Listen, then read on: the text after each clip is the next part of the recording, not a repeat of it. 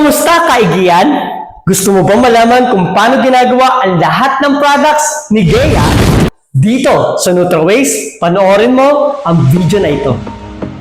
Tara at simulan na natin ang ating virtual plant tour.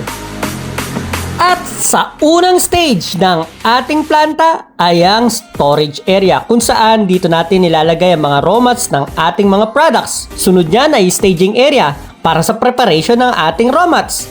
At after nyan ay ang mixing area kung saan minimix natin ang mga products at raw mats. Sample na lang ng ating mixing ay ito.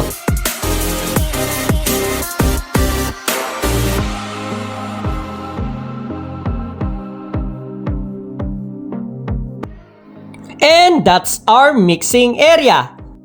Pagkatapos i-mix ang mga raw mats ay dinadaan ito sa maliit na pintuan kung saan tinatawid naman ito sa sachet filling station natin. At dito sa sachet filling station ay kaya natin mag-sachet ng 20 to 30,000 sachets per day. Uy! Yan na pala ang Kutawa Coffee ni Gea Wellness. Ayos! At after nyan, diretso tayo sa capsule filling area kung saan ginagawa natin ang Supercell ni Gea.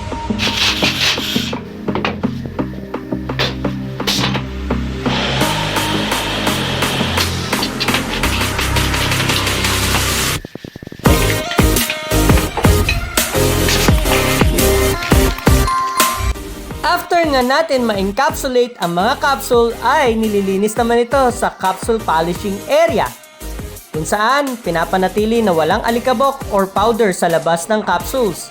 At pagkatapos nyan, dinediretso na natin to sa second floor kung saan dito na natin ginagawa ang box filling, pouch filling, at bottle filling. Tara, tingnan natin.